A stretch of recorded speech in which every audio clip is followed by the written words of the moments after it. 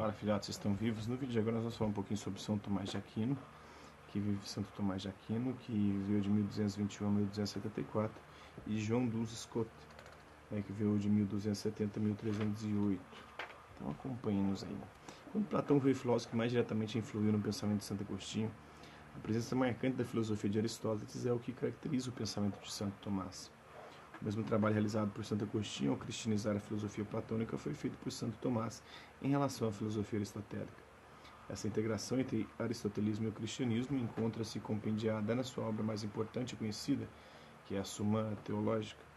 A filosofia tomista encontrou inicialmente forte oposição por parte da Igreja e das universidades medievais devido ao seu caráter de novidade frente à tradição agostiniana, marcada pelo platonismo e a maior dificuldade em conciliar muitas das conclusões da filosofia aristotélica com os dogmas revelados.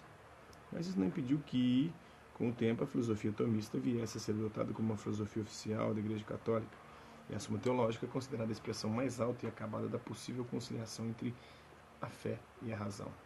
Santo Tomás representa o apogeu da escolástica medieval na medida em que conseguiu estabelecer o perfeito equilíbrio nas relações entre a fé e a razão, a teologia e a filosofia, distinguindo-as, mas não as separando necessariamente.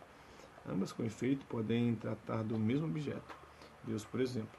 Contudo, a filosofia utiliza as luzes da razão natural, ao passo que a teologia se vale das luzes da razão divina manifestada na revelação e por meio da fé. Há distinção, mas não oposição, entre as verdades da razão e as da revelação, pois a razão humana é uma expressão imperfeita da razão divina, estando-lhe subordinada. Por isso, o conteúdo das verdades reveladas pode estar acima da capacidade da razão natural, mas nunca pode ser o contrário a ela.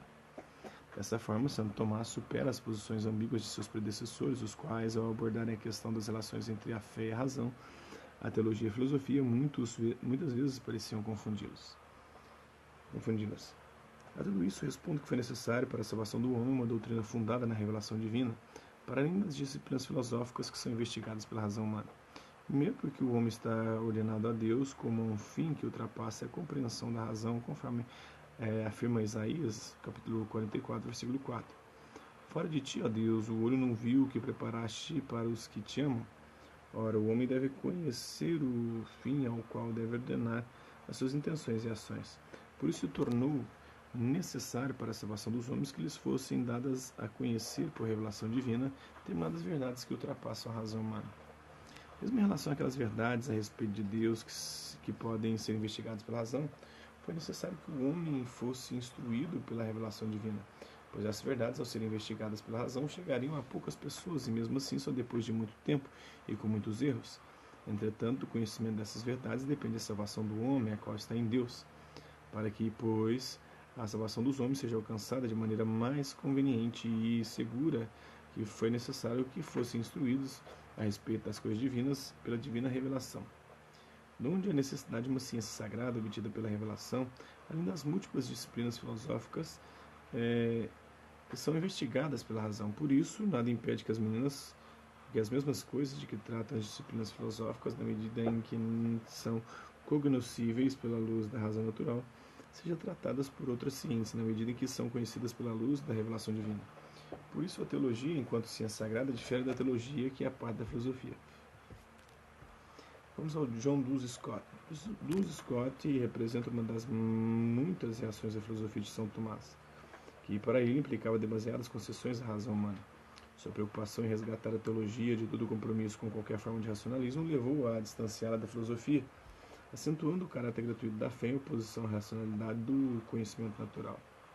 Essa tendência a separar a filosofia da teologia, a razão da fé, anuncia a próxima dissolução da escolástica medieval, que se caracterizara precisamente pelo esforço desenvolvido no sentido de salvaguardar a íntima relação e harmonia entre esses dois reinos do saber. Se é possível demonstrar que Deus é onipotente, deve ser possível também demonstrar que pode gerar o Filho, porque se demonstrou pela razão natural que Deus é onipotente.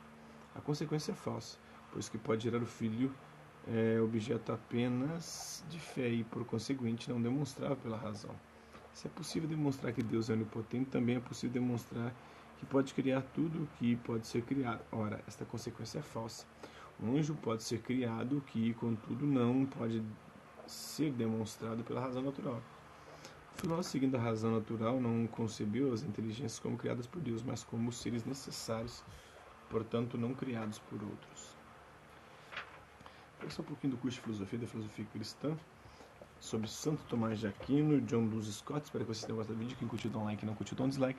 Quem se interessar pelo conteúdo do canal, só se inscrever, ativar o sininho e aguardar os próximos vídeos e as próximas notificações.